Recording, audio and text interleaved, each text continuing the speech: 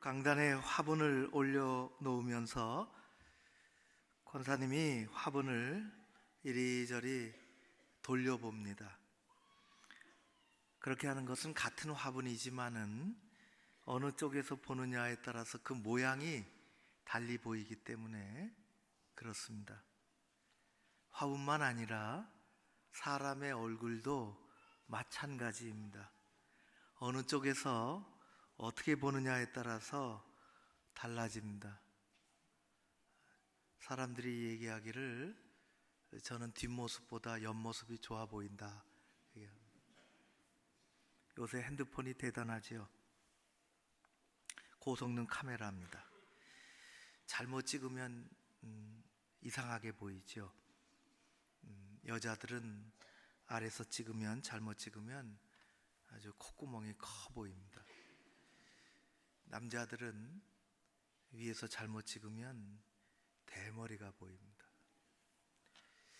똑같은 화분이고 똑같이 생긴 얼굴이지만은 어디서 어떻게 보느냐에 따라서 전혀 달리 보입니다. 우리의 삶, 우리의 인생도 마찬가지입니다. 내가 나 자신을 보는 경우도 있고 세상이 나를 보는 경우도 있습니다. 세상이 나를 어떻게 보느냐 하는 것이 참 중요하지요. 주변 사람들의 평가도 참 중요하니까.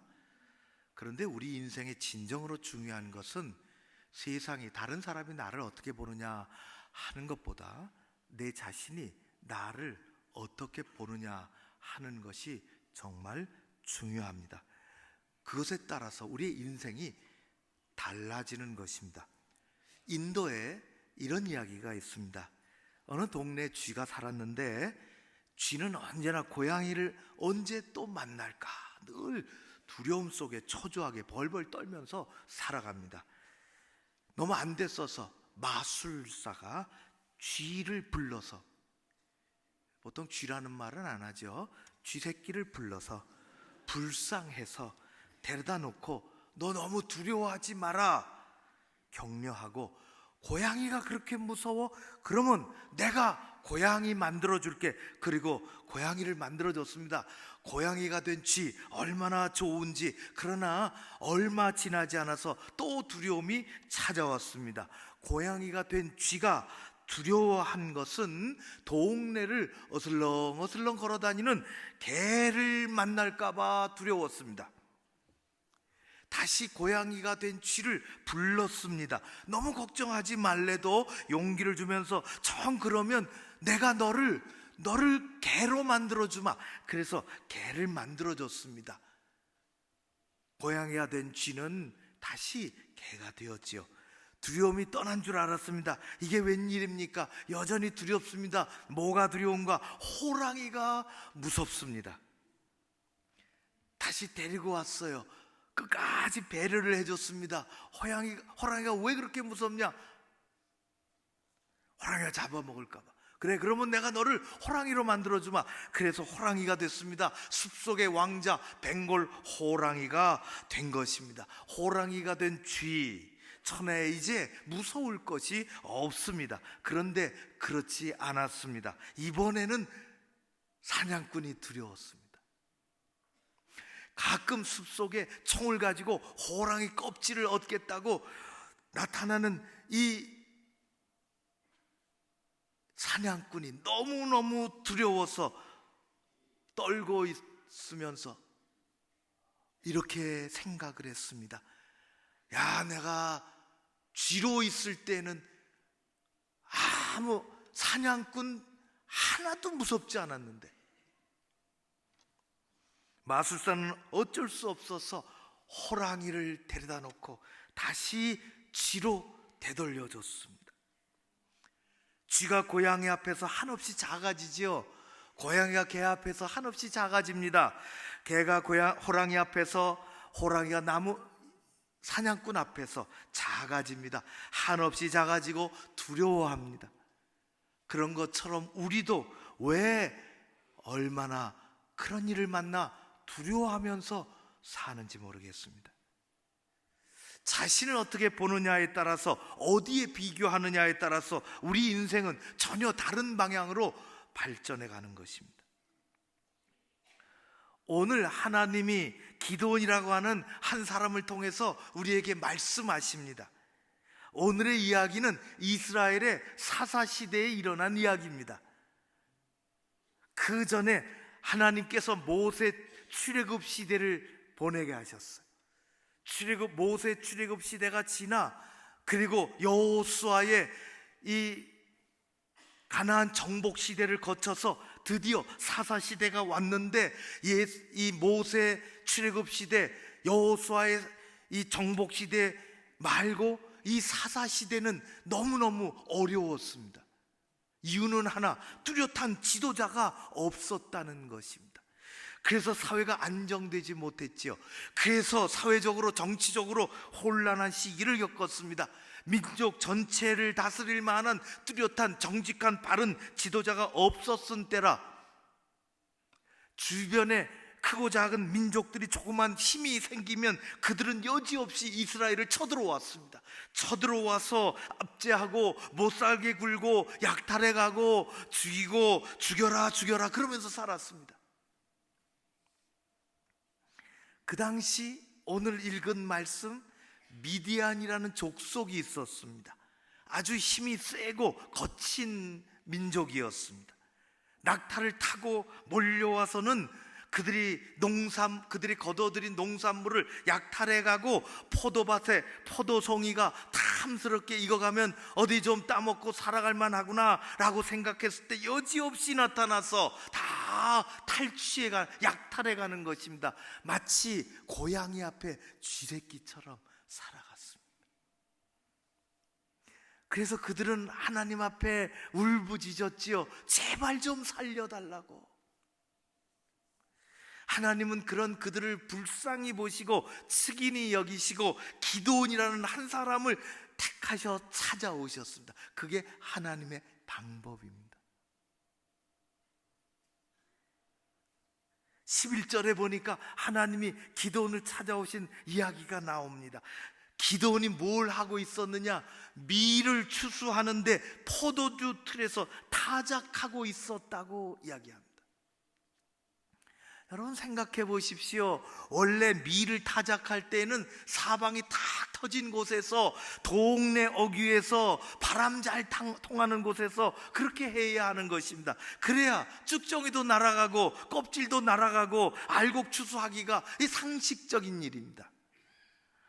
그런데 밀추수를 집안에 있는 포도주 틀에서 하고 있습니다. 왜 그렇게 했을까요? 몰래 숨어서 하려고 그렇게 한 것입니다. 왜 몰래 숨어서 할까요? 미디안 놈들이 무서우니까, 와서 약탈해 갈까 봐 무서워서 밀추수를, 타작을 저 넓은 곳에서, 바람 부는 곳에서 해야 되는데 무서워서 그 놈들이 와서 뺏어가니까 집안에서 포도주 틀에서 하는 것입니다.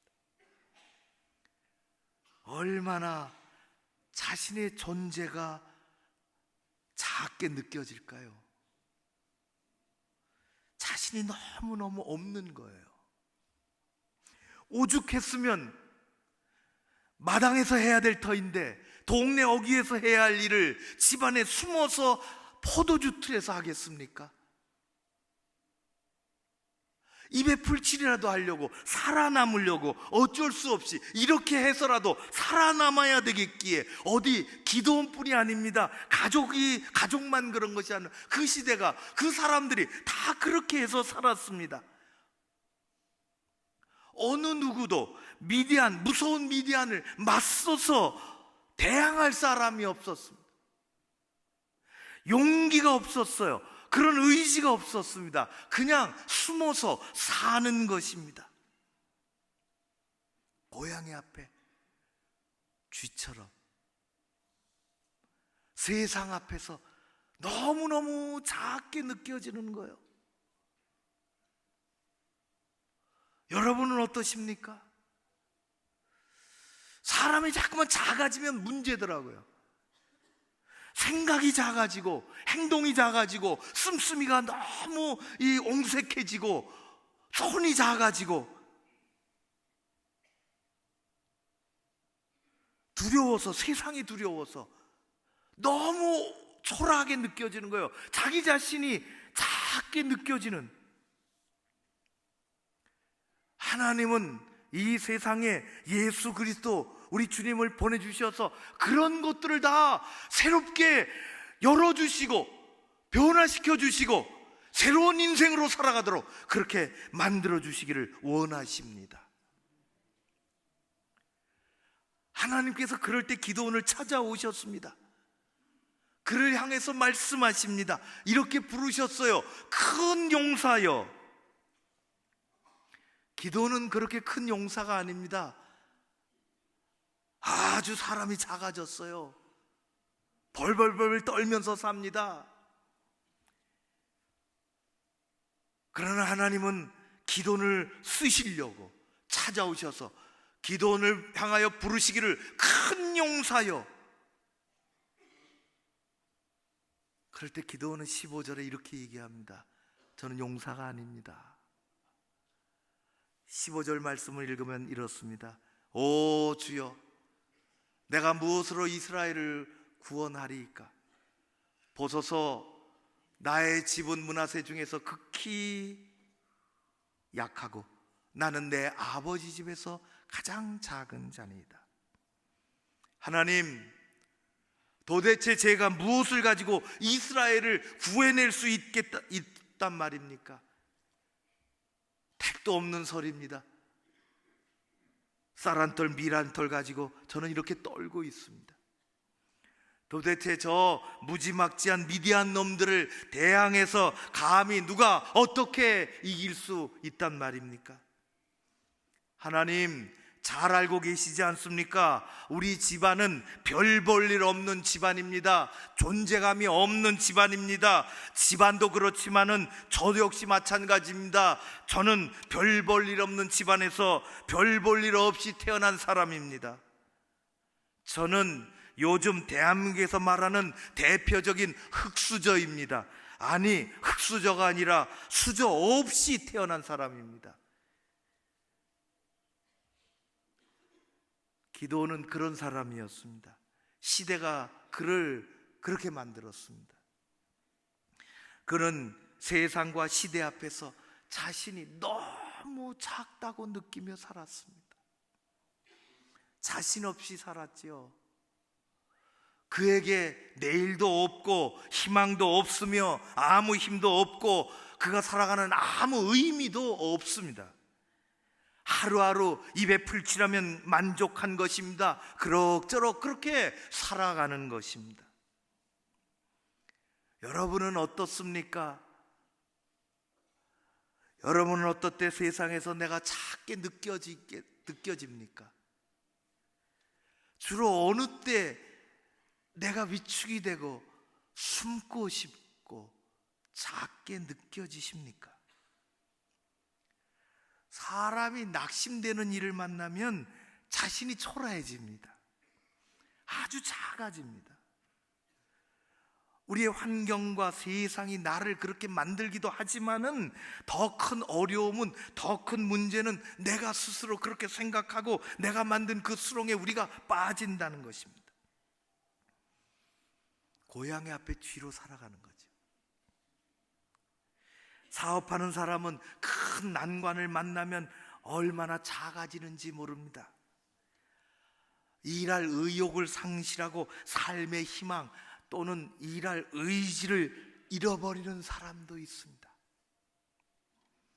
자신이 작다고 느껴지면 회사 생활 참 어려워집니다. 재미도 없습니다. 의미도 사라집니다.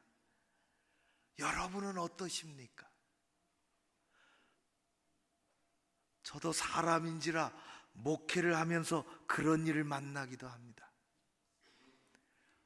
사람이 공격적으로 나쁜 말을 제게 하면, 제게 들려오면 작아집니다.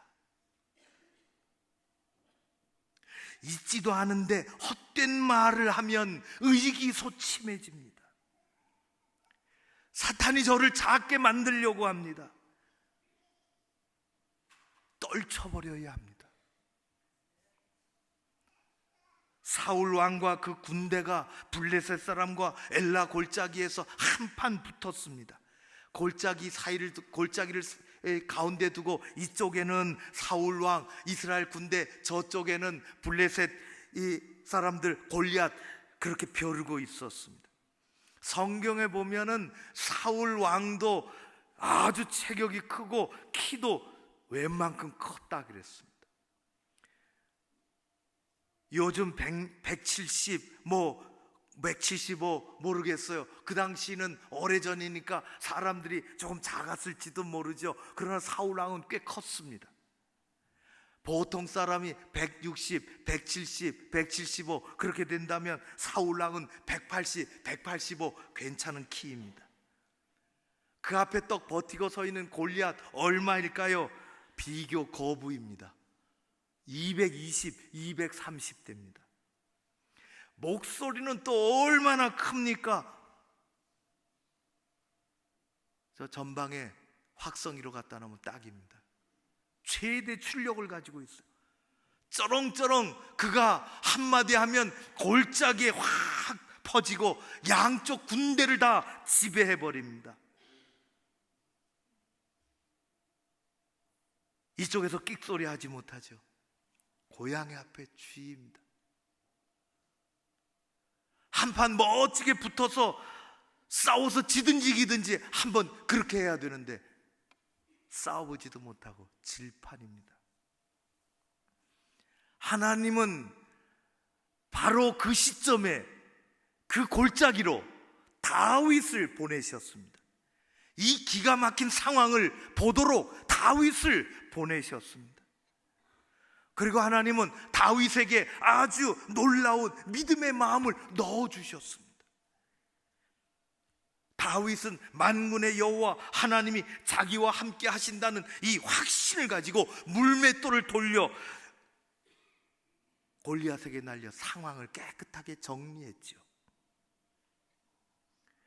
모두가 다 골리앗 앞에서 작다고 느껴질 때, 하찮다고 느껴질 때 오직 다윗만은 그렇게 생각하지 않았습니다. 오히려 하나님은 다윗에게 하나님을 의지하는 견고한 믿음을 주셔서 거인 중에 거인 다윗을 작게 보도록 만드셨습니다. 다윗은 골리앗하고 싸우면 100번 싸워 100번 집니다. 그는 싸워본 적도 없으며 싸움의 기술도 없는 사람입니다. 다윗은 자신은 골리앗하고 싸워서 절대 이길 수 없다는 것을 알기에 그는 자기와 함께 하시는 전능하신 하나님의 이름으로 골리앗을 꺾어 넘을 수 있음을 깨닫고 그는 물맷돌을 믿음으로 돌리는 것입니다. 성경은 그걸 믿음이라 그렇게 얘기합니다. 그게 믿음의 힘입니다. 고양이 앞에 쥐가 덤벼들어 고양이를 넘어뜨리는 것입니다. 하나님은 기드온을 그렇게 사용하시기를 원하십니다. 그래서 부르셨지요. 큰 용사여. 세상 앞에서 스스로 보잘것없다고 느껴지는 기드온에게 하나님은 그렇지 않다고 부르시는 것입니다. 큰 용사여, 내가 너와 함께 하리니 너는 미디안 사람 치기를 한 사람 치는 것처럼 하리라. 내가 간단하게 이길 거야. 이길 힘은 바로 여기 있어. 내가 너와 함께 한다는 것이라. 내가 너와 함께 하리라. 문제는 기드온입니다. 기드온에게 필요한 것은 하나님이 함께 하신다는 확신이 필요한 것입니다. 우리가 깊이 깨달을 사실이 있습니다. 그것은 우리 안에는 놀랍게도 하나님만이 쓰실 수 있는, 하나님만이 쓰실 수 있는 잠재력이 우리 안에 있다는 것입니다. 하나님은 그것을 드러내 쓰시기를 원하십니다. 예수 그리스도 그렇게 오셨습니다. 사람들이 무척이나 작게 느껴질 때, 너무나 아프고 오랜 세월 아파 피해 다니고 도망 다니고 작게 느껴지고 존재감이 없을 때, 예수님은 그런 사람들을 세워주시고 낮게 해주시고 이 세상에서 내가 작지 않다고 말씀하시는 것입니다. 우리가 작게 느껴질 때가 얼마나 많은지 몰라요. 우리 안에는 하나님만이 쓰실 수 있는 잠재력이 있습니다. 오래전에 제가 한번 얘기를 한 적이 있는데요, 피카소가 어디 길을 가다가 1943년 우연히 길거리에서 버려진 자전거 한 대를 보았습니다. 별 볼 일 없는 거죠. 영감이 떠올랐습니다. 그 자전거, 다 낡아 빠진 자전거를 끌고 왔어요. 작업실로 끌고 왔어요. 그리고 안장을 떼어내고 벽에다가 붙이고 핸들을 떼어내서 벽에다가 거꾸로 붙였습니다. 그랬더니 이런 모양이 나타났습니다. 그리고 그 밑에 이름을 붙였지요. 황소머리. 길에 버려진 자전거가 한 창의적인 미술가의 손에서 황소머리라는 작품으로 바뀐 것입니다. 50년이 지나 런던 어떤 경매장에서 이 황소머리 작품은 자그마치 우리 돈으로 293억 원에 팔렸습니다. 쓰레기에 불과하던 자전거가 수백억이 넘는 고가의 작품으로 탄생한 것입니다. 293억 원입니다. 잘 놀라시지 않는 것 같습니다. 아이, 저 자전거 몇 푼 된다고.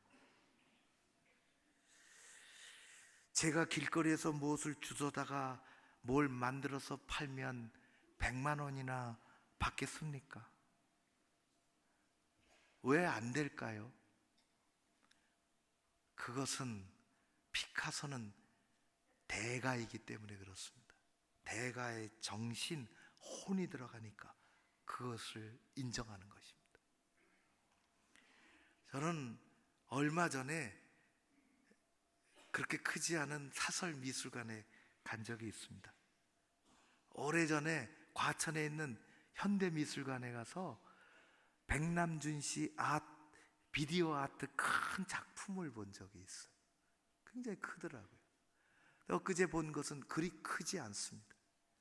비디오 아트, 작고 보잘것없는, 다 망가진 구닥다리, 진공관 텔레비전을 어디 저 쓰레기 하치장 같은데 그것을 모아두는 곳에 가서 골라와가지고 뭐 10인치도 채 안 되는 조그만 것들 많이 가지고 와서, 뒤는 이만큼 나와 있는 것들, 그런 것들 모아서 적절하게 붙이고 만들고 거기에 선을 잘 이어서 번쩍거리게 만드는 것입니다.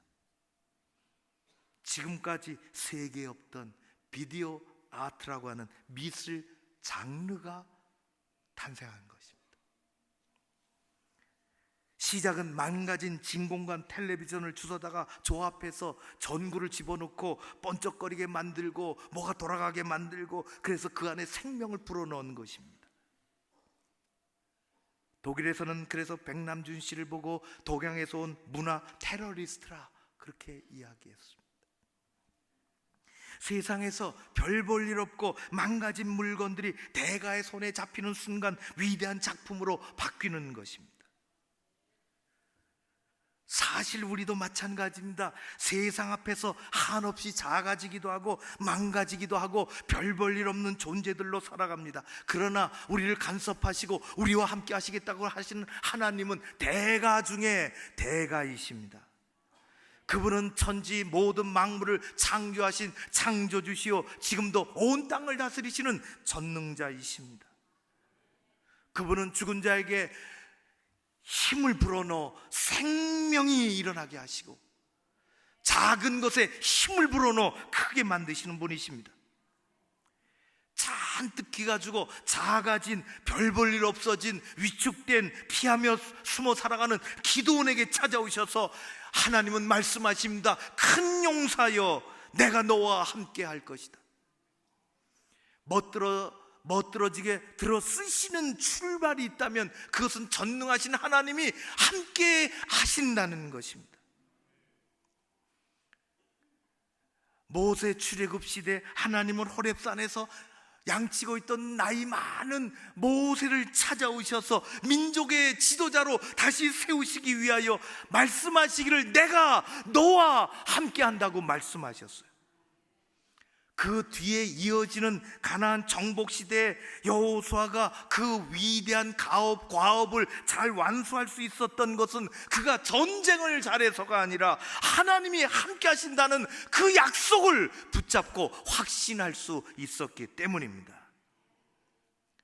이어지는 사사 시대 하나님은 말씀하십니다. 내가 너와 함께 할 것이라. 하나님은 삶의 어두운 현실 앞에서 작을 대로 작아진 기드온에게 내가 너와 함께 하신다 말씀한 것처럼 세상 앞에서 자꾸 작아지고 작게 느껴지고 존재감이 사라지고 그래서 우리의 생각이 위축되고 우리의 태도가 작아지고 우리의 헌신이 너무나 보잘것없으며 내 손이 부끄러울 정도로 작아진 우리의 삶에 하나님은 찾아오셔서 어깨를 피라고 드러내라고 내가 너와 함께 할 것이라고 오늘도 말씀하실 줄로 믿습니다. 우리에게는 그 확신이 필요하죠. 영국의 웨스트민스터 사원에 가면은 웨슬리 형제, 그 유명한 웨슬리 형제의 묘비가 세워진 기념비가 있답니다. 그 기념비에는 요한 웨슬리가 남긴 멋진 3마디 적혀 있는데 사람들에게 감동을 준대요. 첫 번째, 그는 우리가 잘 아는 것처럼 이렇게 얘기했습니다. 세계는 나의 교구다. 참 멋있는 것 같아요. 마음을 넓히고 미래를 바라보고. 두 번째는 하나님께서는 당신의 일꾼을 땅에 묻으시지만 하나님의 일은 계속 진행된다. 세 번째, 이 세상에서 가장 좋은 것은 하나님이 우리와 함께 하신다는 것이다. 이 말은 그가 임종 때에 죽기 직전에 두 팔을 높이 들고 기쁨의 감격에 넘치는 소리로 한 것입니다. 이 세상에서 가장 좋은 것은 하나님께서 우리와 함께 하신다는 것이다. 우리는 무엇으로 살아갑니까? 재물이 우리를 살리는 게 아닙니다. 재물은 단지 필요할 뿐입니다. 그리스도인은 재물로 살지 않습니다.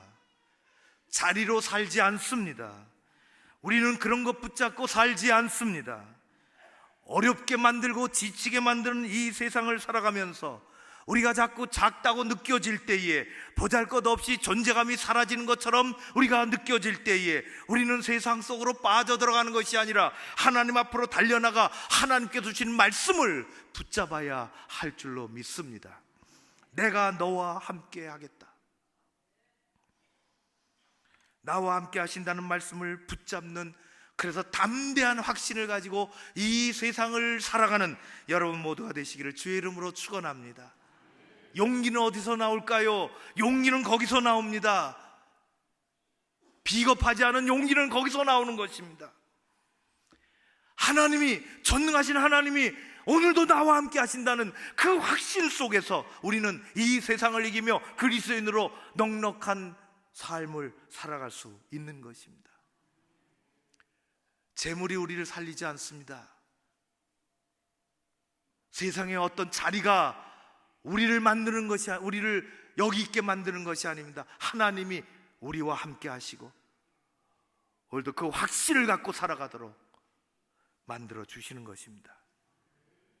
세상 살아가면서 얼마나 우리가 작게 느껴질 때가 있는지 모릅니다.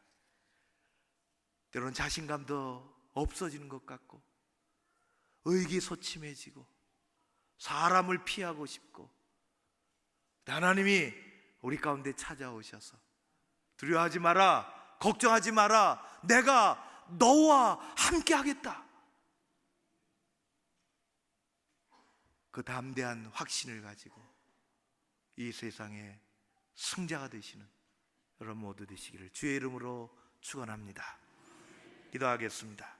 고마우신 아버지 하나님, 어지럽고 힘든 세상, 너무 작게 느껴지고 피하고 싶고 어려움이 있을 때마다 아버지 하나님, 우리 가운데 찾아오셔서 주의 종들에게 말씀하시기를, 오늘도 말씀하시기를, 내가 너와 함께 할 것이라, 그 믿음 붙잡고 하나님과 동행하며 나아가는 우리 모두가 되게 하여 주시옵소서. 담대한 확신을 가지고 용기 있게 살아가는 그리스도인 되게 하여 주시옵소서. 우리의 가정도 맡기고 우리의 일터도 맡기고 이 세상의 일들도 하나님, 교회도 주님 앞에 의탁하며 나아가오니 우리를 높이 들어 하나님의 장중에 붙잡히게 하여 주옵시고 주님을 의지함으로 승리하는 새로운 인생 되게 하여 주시옵소서. 예수님 이름으로 기도하옵나이다. 아멘.